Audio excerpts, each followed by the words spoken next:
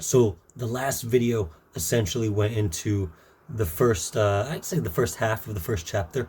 Um, and then I decided to do a whole spoiler thing of the intentions behind that and just moving forward, like what it's supposed to feed into, what are the outcomes and effects and things like that. And so yeah, I'm pretty happy with it so far. I definitely know that things are going to change, basically because the I'm stepping on a bottle full of ice. So if you're feeling, what the hell is that sound? That's what that is. What was I saying? Yeah, intentions, and stuff like that. The other important thing is that the first chapter, like everything that you would hear at the beginning of the last video, was the very first thing I wrote. And I don't think it's as strong as the rest of it. And I think that that'll be very noticeable in what we're going to be listening to today. Today is, I think, chapter four-ish, 3 or 4. I mean, I'm just slapping numbers on them whenever there's a good break of it. So the actual chapters are going to change. But for right now, I'm calling it chapter 4. Um,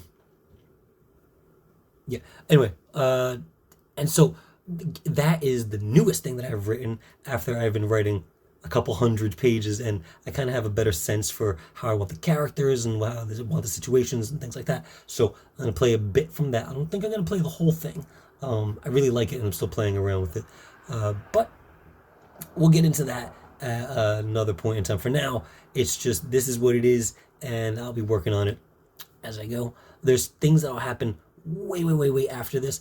And what I'm realizing as I'm writing this chapter 4 is that it's gonna take a long time. This is not a small just note in the story that explains something else. This is its own like fleshed out situation that has its own characters, has its own story and backgrounds and things like that. So building all that stuff is really exciting and really fun. But that's why this next chapter is something I've been holding off for a little while showing.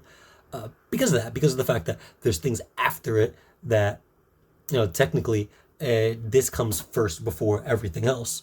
And so everything that you've heard in chapter 1, chapter 2, chapter 3, and then 5 forward, those are all kind of in a straight line. And just out of nowhere, I decided, you know what, this needs to be here. So I'm jamming it in, what I think is a good spot.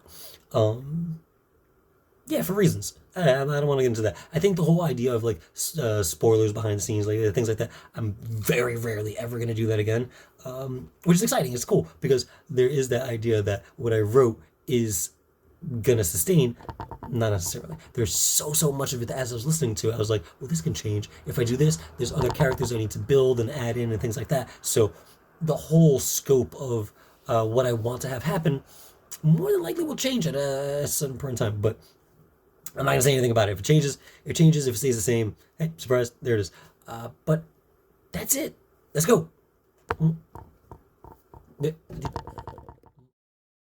Chapter 4, Garliette. Sister Garliette sleeps in a room located closest to the gardens, which she feels has its share of positives and negatives. The room looks about the same as all the rest, however it did have its share of unique qualities. It may have originally been a washroom for as much as she knew, however hundreds of years ago when the grounds were new. Her window may have been a mural depicting some grand moment, perhaps. But during her time here, it has been no more than a rectangular hole in the wall.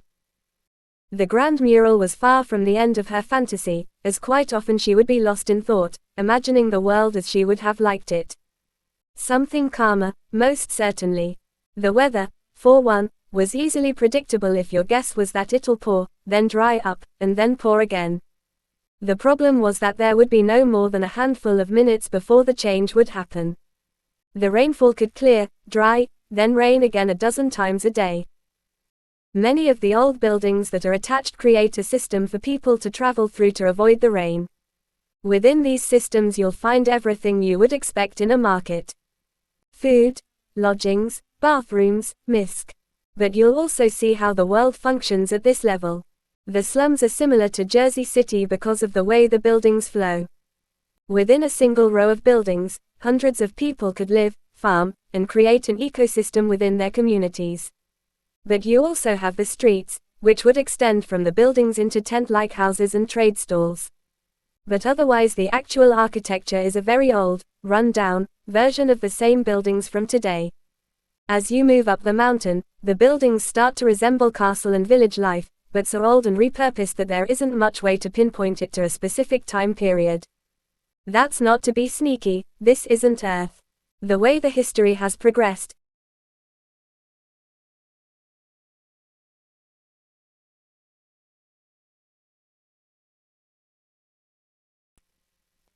being the first to know when the storms are passing through, wasn't her most favorite feature.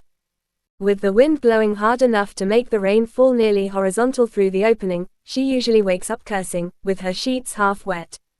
Whatever had filled the stone window had been destroyed hundreds, if not thousands of years ago. Today though, it wasn't a storm that woke her, but a voice. Her eyes flutter open as she absent-mindedly wipes her face of sleep debris, and she sees the first light of the day shining in. After a great yawn overtakes her, she listens. The singing is still there, but it's far too early for the children to be awake. Perhaps one of the rats have snuck out. Oh well, she thinks. There was no great urgency to inspect the sound, as it rang through the gardens. Most places in the Red House were safe for even the youngest of children to enjoy freely.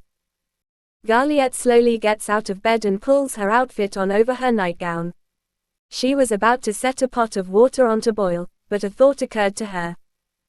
That voice sounds so young, but none of the little ones know how to count so well. He goes all the way up to 20, she thinks, before hearing him start to describe what colors he must be seeing. Red, orange, white, blue. He must be in the center of the garden, where all the different flowers come together. She tosses her earthen cup to the ground. It was no great thing, as it crumbled harmlessly underfoot. It was the last of a batch she had made less than a week ago, but she would shape and fire a dozen more by the end of the day. For now, she was nearly frantic with excitement, and another broken cup didn't matter. Today, a new child may have arrived at Heloise Diem. A small child by her guess. 4, maybe 5 years old, with a clear, beautiful voice, who was singing every word. It was a boy, which flitted through her mind as a negative, as she was hoping the next would be another girl, but the thought was swept away and replaced with her image of him as she quickly made herself the very least bit presentable, before throwing open her door and running toward the gardens. 1, 2, 3, 4, 5. I once caught a fish alive. From the moment she left her room, his voice was lost as she ran down the oppressively lightless hallway, but before she could pick it up again, the worst possible thing that could happen, happened. Rebecca had also woken up and stuck her head outside her door in time to hear Garliette charging toward the gardens. Her eyes grew wide as they quickly adjusted to the darkness, and understanding became evident. Still in her frumpy white sleep cottons, with her face covered in a thick green herbal mask, she made her move. Rebecca had no window in her room, so she could not have heard the boy, but everything about Gal's demeanor told her enough. Not again, you evil witch! She yelled as she burst out of her room, positioning herself to intercept Garliette. With a pass of her hand, the muddy face mask was swept away and thrown to the center of the hallway.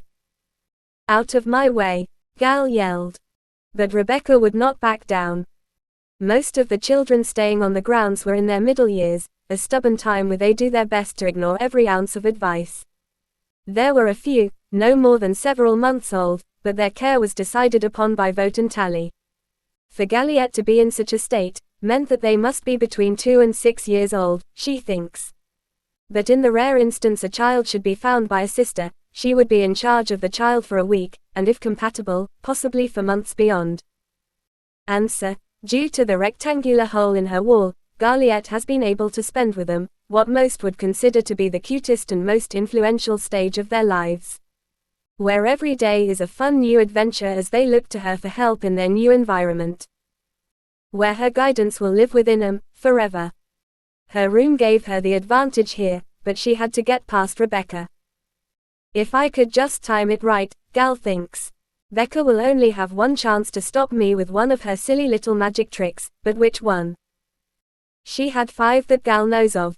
She can see clearly in the dark, but that wouldn't help her avoid getting bowled over, she thinks, as Rebecca is much smaller than her. But Garliette, unfortunately, isn't the quickest thinker, and so her plan came much too late.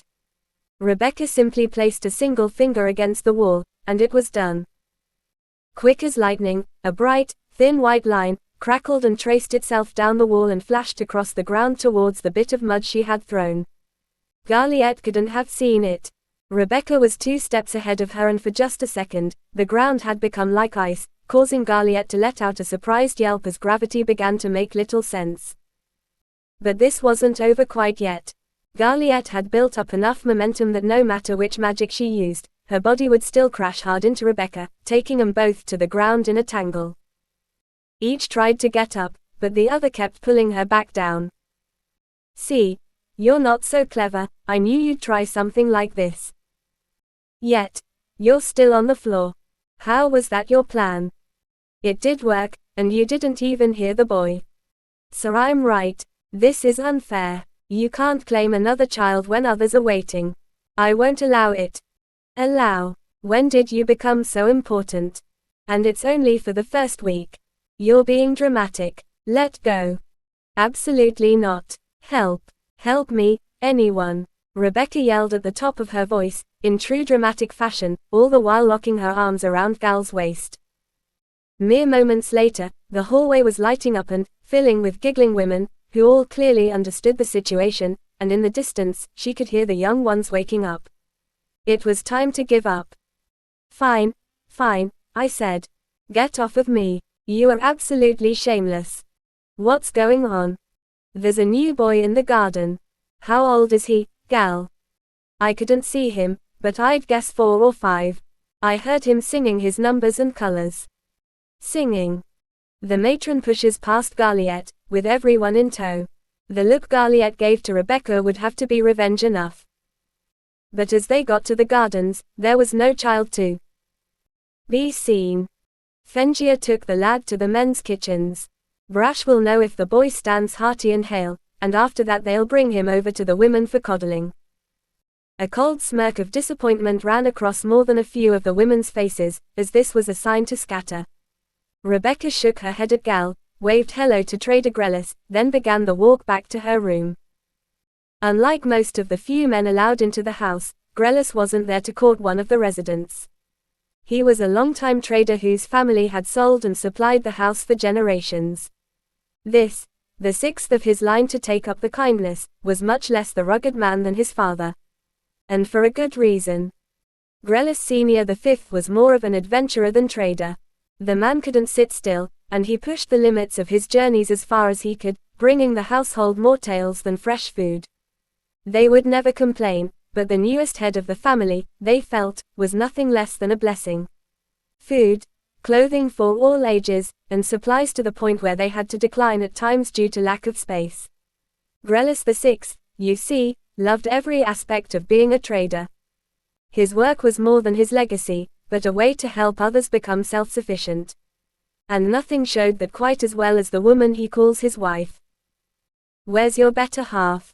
She took off to the slums again, said something about the game those rats play. I don't remember the name, but she took a bag of those pressed leaf spheres they toss about. Will she be all right? My girl knows how to handle herself. Besides, they know her face is a good one, and the people down there would kill for a kindness. Sorry to the one who tries to take her away from that lot. But enough of your niceties, go on and ask about the boy. How old is he? Ha ha, you're as obvious as the weather. He's 3 years old. How do you know that? He told me. He speaks. Quite a lot, in fact. Nothing like you and me having a chat, but if you can follow his mind a bit, you'll see what he means. Wait, but where did he come from? Do you know that? I do not. Found him sitting on that patch of grass I planted a few years ago, naked as a bird and having a bit of a song. Which grew in wonderfully. You know, I got the seeds for that garden from. Her expression soured towards the change in topic. Ah. Never mind. You only have ears for the lad I see, and I don't blame you. Charming, wouldn't do the boy justice. I doubt the matrons will keep the boy for less than a month before saying he's clear to be amongst the sisters. But don't believe, I put him in some fresh clothes after getting a diaper on him, and he's as healthy a boy as I've ever seen. They wouldn't. I'm mostly pulling your leg. Everything about the boy is true, but it's more likely they'll want him making his introductions sooner than later. He's gonna be good to have around. Thank you, Grellis. Go on. But first, I nearly forgot, take this to your man Yaston, he says as he pulls a dusty old book from his pack. The child had me forgotten that I was holding on to this. Of course. She didn't know why, but as she waved goodbye to Grellis and walked closer to the men's kitchen, she began to feel nervous. She was awkward when turning down her fair share of advances, but they weren't the sort to persist. Honor for the men meant believing that any of them could be reconsidered even after having been refused. They would remain respectful at large, but the kitchens were a different story.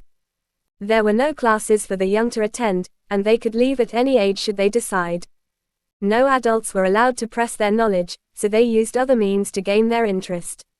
And for the last few years, the young were most in agreement that the food they ate during their lessons with the men was better by far. Entering the kitchens would be a hassle, but she would deal with it. She doesn't think that either of the two who've pledged themselves to her would be there. Joran would be preparing survival activities disguised as games for the young who were near the age of confliction. He would often consult her whilst devising these elaborate exercises, always unsure of whether a fun activity had taught enough or whether a serious lesson was fun enough.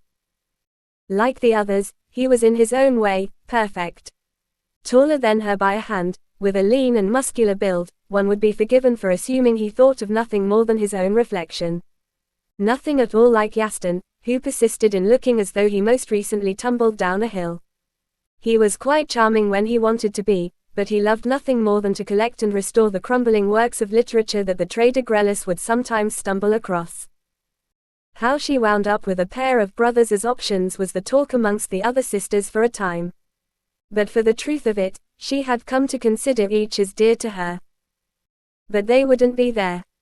Instead, Varian the Hungry, a younger man to the house, lingered beyond the entrance to the underground men's kitchens. They've kicked you out again. I know what you're doing. She'll try to talk to you, they said, all nice and casual. Then before you know it, she'll have you in her pocket. I haven't a clue what you're talking about. Who told you that? So you're going to stop me from entering then? Not at all, go ahead. I'm a man grown, so they really have no business putting me on guard duty over the silly pissing contest they play with the women. What about learning how to cook? I heard Brash wanted you helping out. He assumed that my work with blades would do well in the kitchens, but it's not for me. Why not teach the young? There's plenty of room for further education, and the times aren't getting any easier. Best not, or we'll have the lot of them throwing spoons against the walls by sundown. Then I'd actually feel bad during a scolding from Brash. He's far too serious. If it were up to me, let the children throw spoons, did you say? Why spoons? What madman puts a blade in a child's hand and tells em to toss it? Best get the aim down first, safely, ya know. Oh right, you see. You already sound like a teacher. Let the rats throw spoons or whatever. Then they can learn how to mend it and how to fix a wall as well, huh? I'll tell Grellis we need some supplies and I'll have a group for you by tomorrow. That way Brash shouldn't have to yell, and when you're dead and gone the little ones will keep your lessons alive. Everyone wins. Bring food. Did I just agree to something? I'm still in range to last a good while on the hunt. Most of the old ones would drop dead the second they left the grounds, so I'll stick to what I'm good at while I still can. Better not let them hear you call them old. Still, tomorrow you'll teach what you can, it won't take long, right? The idea ain't hard to understand, it's just practice, really. Perfect. So 1 hour and then you can grumble off to your hunt. You know we get more than enough supplies with Grellis's trader. I know, but you can never have enough money put away just in case, and food's the best way to get some. I've spent time as a raider.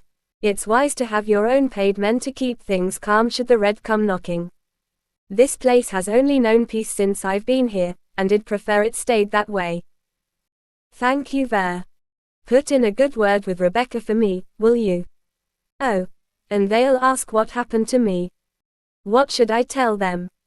The truth, of course. That I was no match for you at all.